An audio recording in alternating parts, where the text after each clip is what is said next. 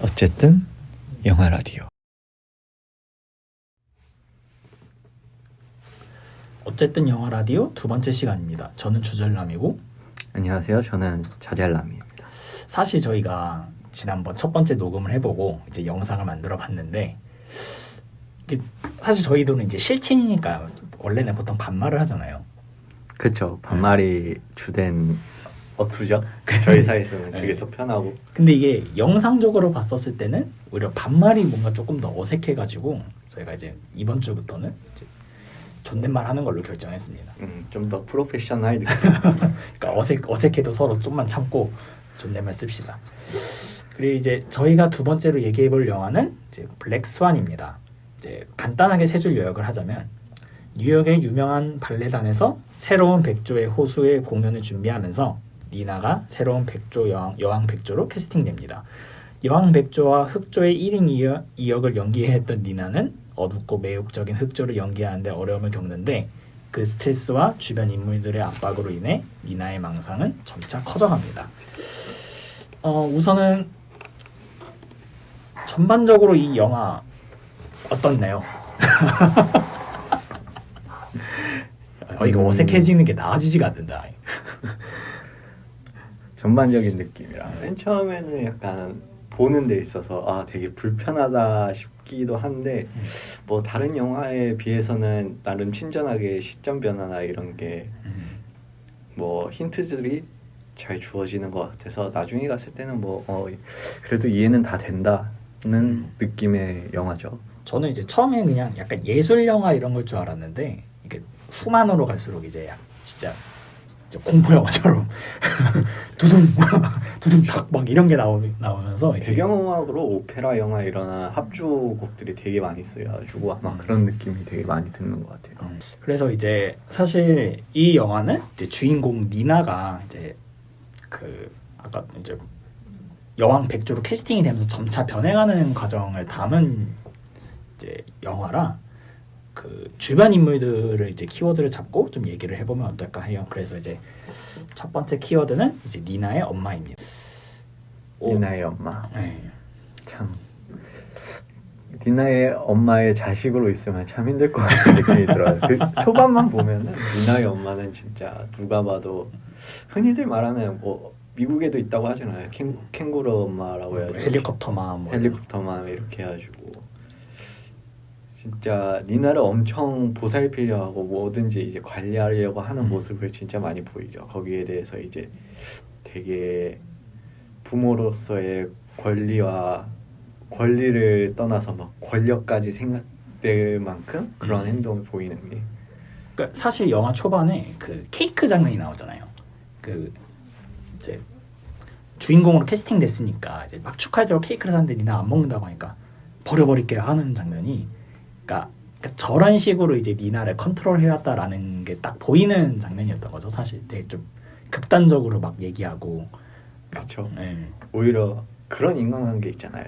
주변에서 보다 보면은 괜히 미안함 들게 만들어가지고 더 이제 매달리게 만들게 하는 그런 엄마인 것 같아요. 진짜 이렇게 해줬는데 네가 거부를 해?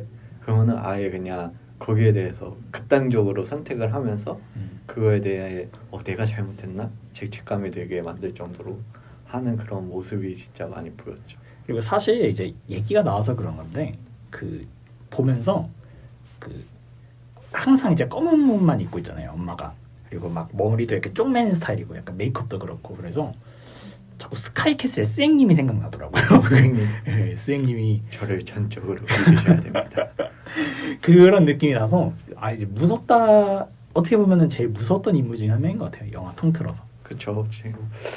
제일 무섭게 표현이 되죠. 그런 약간 니나의 시점으로 봐도 엄마의 표정이 이렇게 잡혔을 때 항상 뭔가 약간 엄하게 보이고 약간 뭐든지 가르치려 하고 관리하려 하고 막 이렇게 하는 모습이 그런 모습이 오히려 니나 때문에 더 부각되는 것 같아요. 니나는 보면은 방도 분홍색으로 꾸며져 있고 약간 공주한 그런 공주 어리게 딱 이렇게 계속 표정이 잡히고 순수한 표정만 잡히고 이렇게 하는 것 때문에 오히려 니나의 엄마가 얼굴이 잡혔을 때 더 그래 보이지 않나.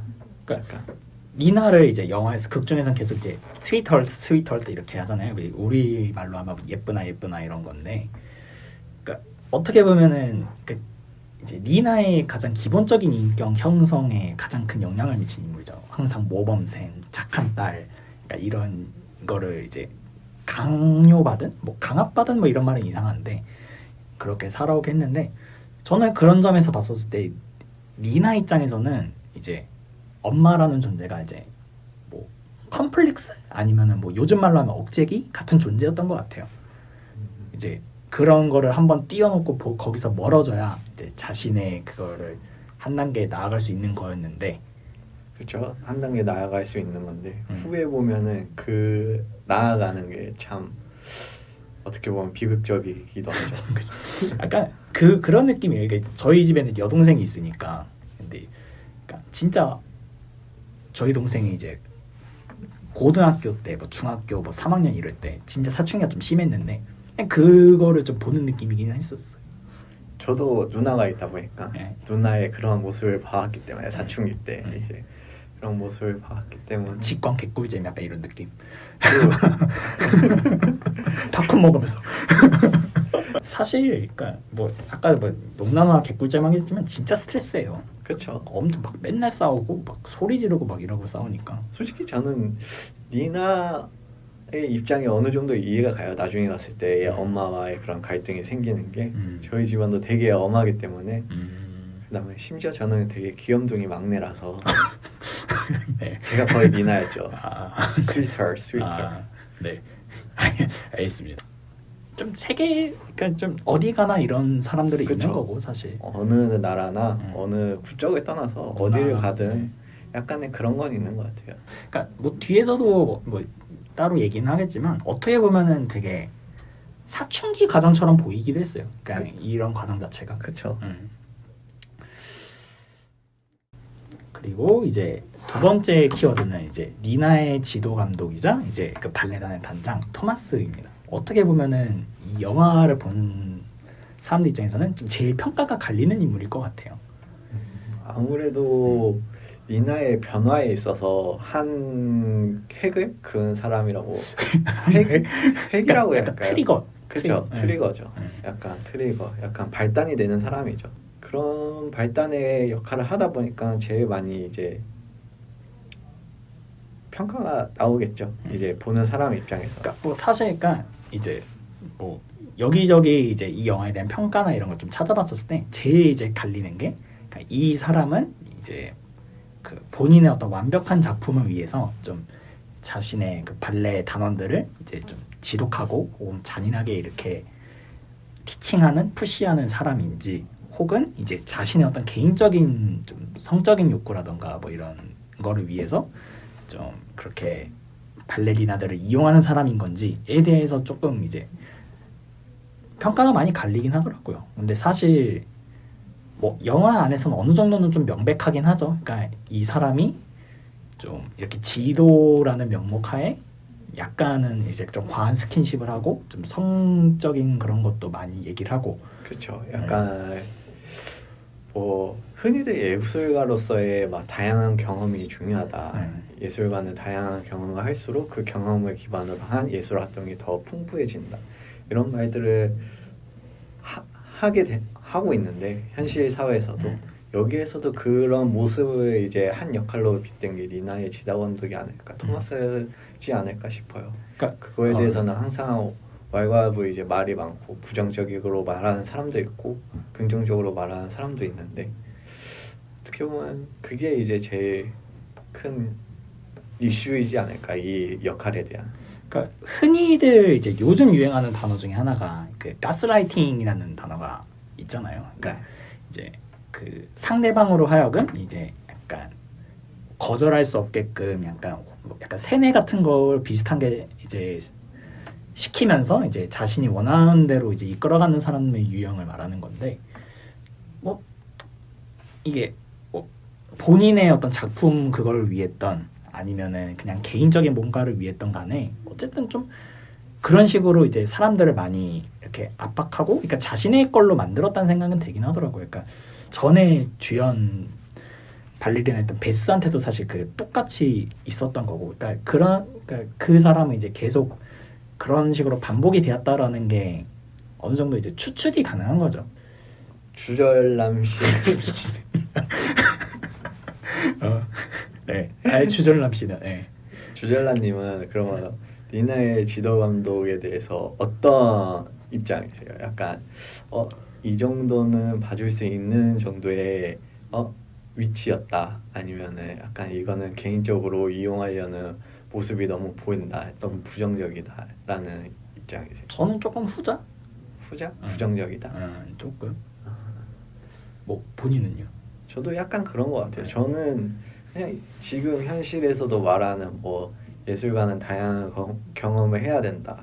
나는 입장은 어느 정도 이제 옹호는 해요. 이제 긍정적이고 동의를 하는데 그런 경험을 굳이 저렇게까지 할 필요는 없다고요. 여기 블랙스완에 나와서 니나의 진호 감독 토마스가 말하듯이 토마스는 되게 그런 경험을 위해서 이제 약간 강압적으로 행동을 하잖아요. 그렇죠. 니네에 대해서.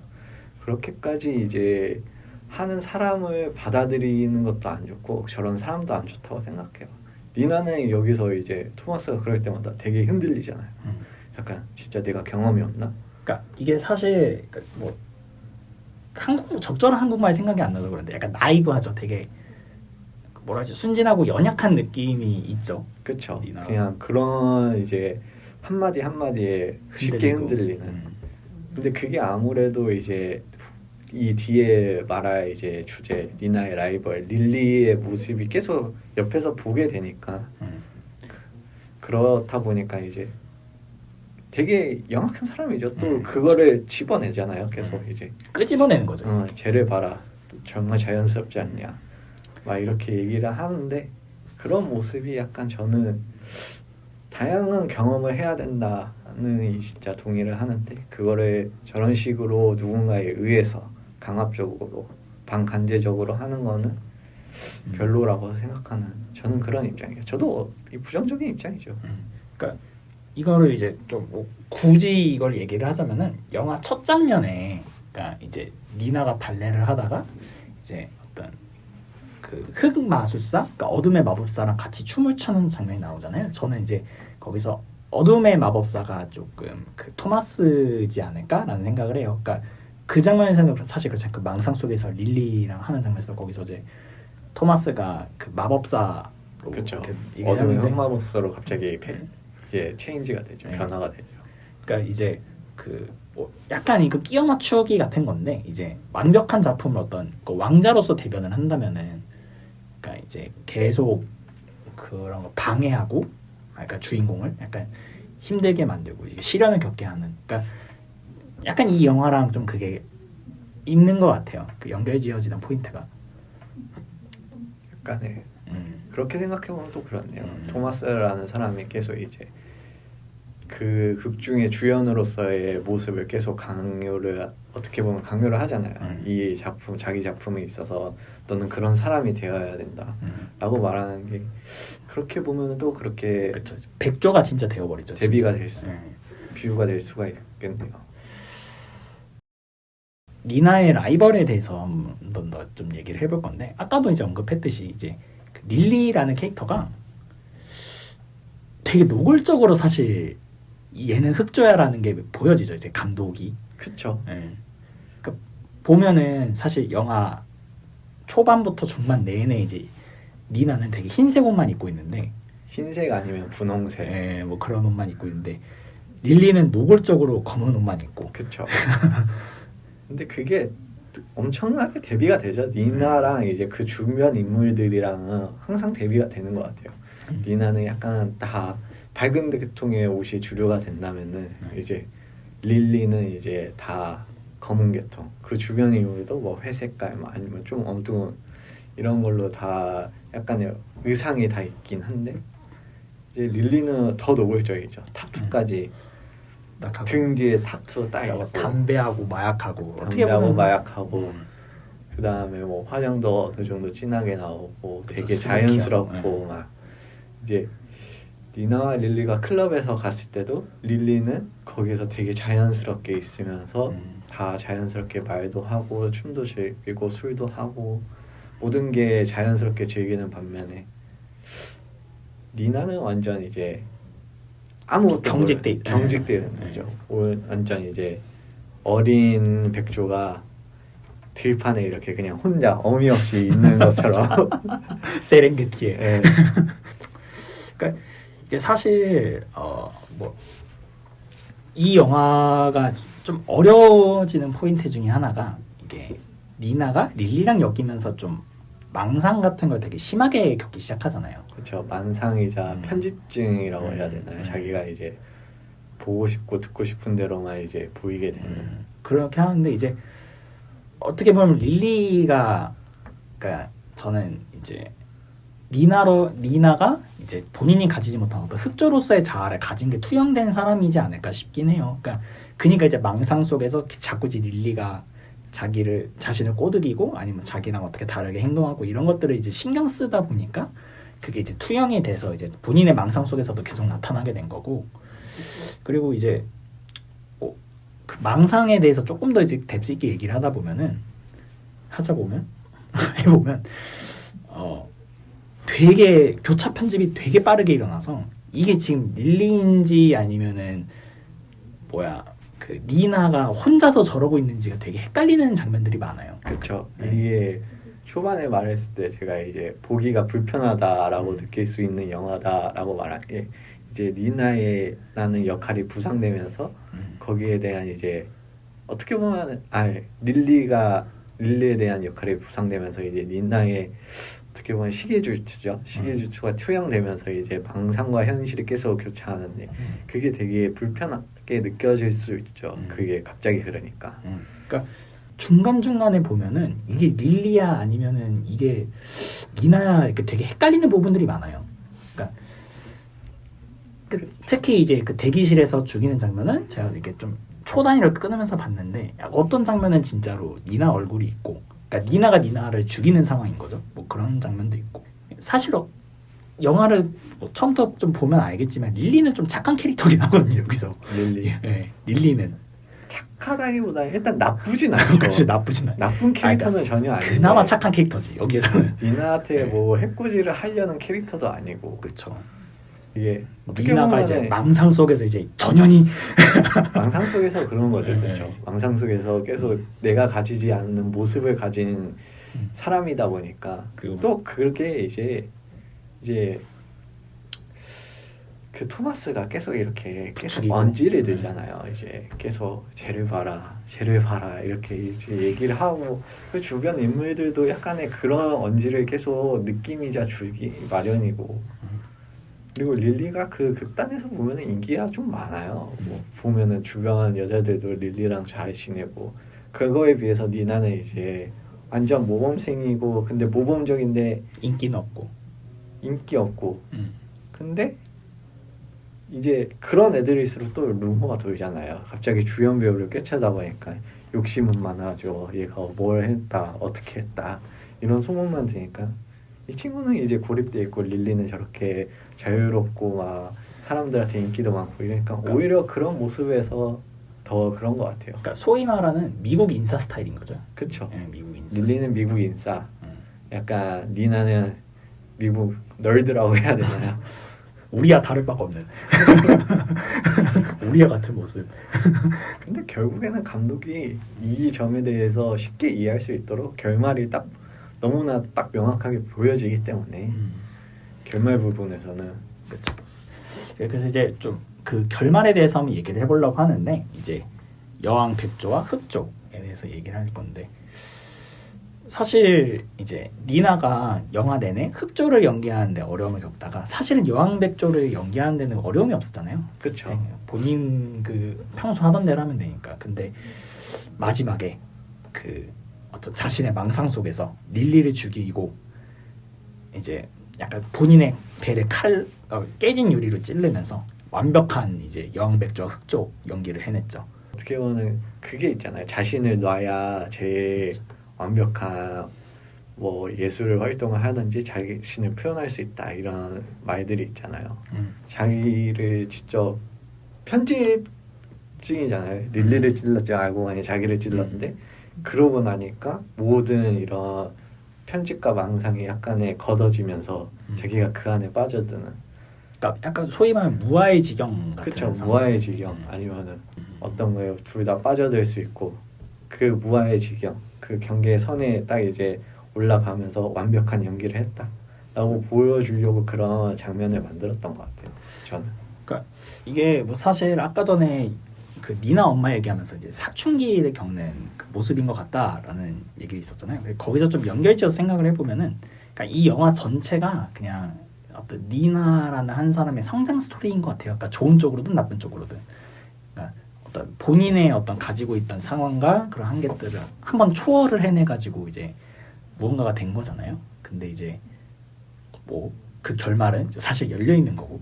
그쵸. 열려있죠. 무엇이 됐다라는 거는 열려있는데 어쨌든 니나 자신은 이제 그거를 한번 초월했다. 초월했다. 저는 그렇게까지 초월하고 그렇게까지 성장하고 싶지 않아요. 그러니까 저는 계속 그게 약간 불편했던 것 같아요. 왜 굳이 누군가의 뭐 이입으로 인해서 성장을 해야 되는지, 혼자만의 생각으로 약간 시간이 걸리더라도 그렇게 될 수는 없었는지. 그러니까 거기서 제가 이거를 이제 좀 이것저것 찾아보면서 그 영화당이라는 영화 소개 프로그램에 한 작가님이 얘기해 주신 게 있었거든요. 근데 저는 그 너무 공감이 돼서 일부러 가져왔는데, 그러니까 그러니까 니나라는 캐릭터 자체가 결핍이 굉장히 많은 캐릭터인 거죠. 그러니까 그 엄마로부터 독립하고 싶은데 못하는 거, 그리고 사실 나중에 보면 토마스를 좋아하면서도 얘가 인정받고 싶어하는 욕구가 있잖아요. 근데 그러지도 못하고, 그렇죠. 예, 그리고 얘가 이제 엄마를 보면서 이제 좀 본인 발레리나로서의 어떤 커리어에서의 또 결핍, 그리고 이제 뭐 그 릴리 라이벌을 보면서 이제 본인이 가지지 못했던 그런 관능적인 모습, 뭐 그런 그 매혹적인 모습에 대한 그런 결핍이 여기서 되게 똘똘 뭉쳐서 이게 한꺼번에 밀려오는 거죠. 원래 그런 게 없었던 사람이. 근데 그쵸. 그게 이제 한꺼번에 투영이 되고 모든 게 이게 폭발해 버리니까, 그러니까 결국 그 사람이 이제 무너지는 장면. 그러니까 그 되게 상징적인 장면이 그거라고 생각을 해요. 그러니까 그 이제 공연 전날에 이제 헐레벌떡 집으로 들어왔는데, 그러니까 본인이 이렇게 벽에다 그림 붙여놓은 거에다가 어렸을 때부터 그림 그리면서 막 거기서 환청이 들리잖아요. 뭐 스위터스 막 그러고 막 그 그렇죠. 이제 내 마이터 막 이러는 장면. 그러니까 그 장면이 딱 결정적인 것 같아요. 그러니까 저 사람은 완전히 무너져 내렸다라는 게. 결핍으로 인한 뭐죠? 자기 파괴라고 봐야죠. 그로 인해서 약간 오히려 결핍이 많다 보니까 그만큼 바라는 거, 욕구도 많아지고 탐욕도 많아지다 보니까 그거를 천천히 못 채우는 것 같았어요. 그냥 니나 자체가 이제 폭주를 하게 된 거죠, 소위 말하는. 그쵸. 솔직히 그 중에 나이 보면은 그날까지 결핍이 그럴 정도로 많으면은 저도 그럴 수는 있다고 생각해요. 그러니까 이게 여러 가지가 한꺼번에 이게 오니까 그렇죠. 무너졌죠, 사실. 그냥 무너졌죠. 자기 자신의 틀이 그냥 무너지면서 그냥 넘어갔죠. 얘기를 하다 보니까 좀 되게 길게 얘기를 하게 됐는데 뭐 얼마큼 잘릴지는 모르겠습니다. 어쨌든 그래도 좀 저는 이 영화에 대해서는 그 나탈리 포트만이 그 하이라이트 장면 있잖아요. 어떤 장면이요? 그 이제 블랙 스완으로 변하는 장면. 그러니까 연기를 하면서 그렇죠. 화려하고 이렇게. 그 장면만 봐도 이 영화는 충분히 볼 가치가 있다고는 생각을 해요. 그런가요? 아니, 그러니까 진짜 보면서 매우 인상적이긴 해요. 그게 그 장면 자체가 임팩트가 너무 컸던 것 같아요. 그쵸. 영화 전체를. 그 장면 자체가 그 눈 화장 봐봐요. 눈 화장. 저는 흑조 딱 보면서 와. 딱 할 때 눈이 시뻘게 가요. 이렇게 하면서 이렇게 눈 화장을 하면서 이렇게 막 춤을 추는데, 그러니까 그 장면이 되게 임팩트가 컸던 것 같고. 그렇죠. 컴퓨터 그래픽으로 그리고 날개가 그려지고 딱 날개를 피는 모습까지 이제 구현을 해냈을 때는 진짜 인상적이었죠. 진짜 인상이 깊고. 그러니까 나탈리 포트만의 연기가 미쳤다. 진짜 미쳤다. 포트만의 연기가 진짜 대단했다라고 말할 수 있는 작품이었죠. 토마스도 어떻게 보면은 그런 되게 약간 얄팍한 얍삽한 지도 감독으로 해서요. 솔직히 섹시해. 토마스. 저런 사람들이 문제입니다. 그러니까 저런 사람들이 죄송합니다. 저런 예술 감독이 계속 오래 살아남을 수 아니, 있게 만드는 거예요. 아닙니다. 어? 그러니까 충분히 매력적이었다라는 거죠. 제가 하고 싶은 얘기는 토마스도. 그렇죠. 네. 그 뭐 배우로서 역할로서는 충분히 매력적인데 그 역할에 대한 이제 캐릭터의 자체를 현실에 비추어 봤을 때는 저는 매력은 몹쓸 놈이긴 하죠. 약간 말에 동의하는 분위기가 없어요. 아니지. 몹쓸 놈이지. 그러니까 저번에는 사실 제가 림포매니악을 연인들끼리 보는 걸 추천드렸는데 저는 개인적으로 이 영화 이제 엄마와 딸이 같이 보면 좋은 영화가 되지 않을까 생각합니다. 특히 사춘기 자녀를 둔 부모님께 꼭 보시기를 권장드리는 영화입니다. 무슨 교훈을 얻을까요? 우리 애를 너무 강압적으로 키우지 말라 이런 그러니까 교훈. 스카이캐슬이랑 비슷한 거지. 이 아이가 그렇게까지 키우다 보면은 비극적인 결말이. 이 아이가 자유를 할까요? 그런 느낌으로. 우리 아이에게 자유를 주세요. 그렇죠. 공익광고인가요? 이제 얘기를 하다 보니까 또 길어졌는데요. 사실 보면서 약간 딱 한 번에 보자마자 이해되는 영화는 아닌데 그래도 좀 여러모로 이거 역시 생각해 볼 만한 여지가 있는 영화인 것 같고요. 저희는 이제 다음에 이제 더 재밌는 영화로 다음의 돌아오도록. 영화는 스포일러인가요? 그거는 뭐 저희가 동영상 설명에 또 추가적으로 써드릴 거기 때문에 네. 그걸 확인해 주시기 바랍니다. 네. 그러면은 재밌게 보셨으면 좋아요, 구독 그리고 댓글도 꼭 남겨주시면 감사하겠습니다. 네, 감사합니다. 감사합니다. 다음에 뵙겠습니다.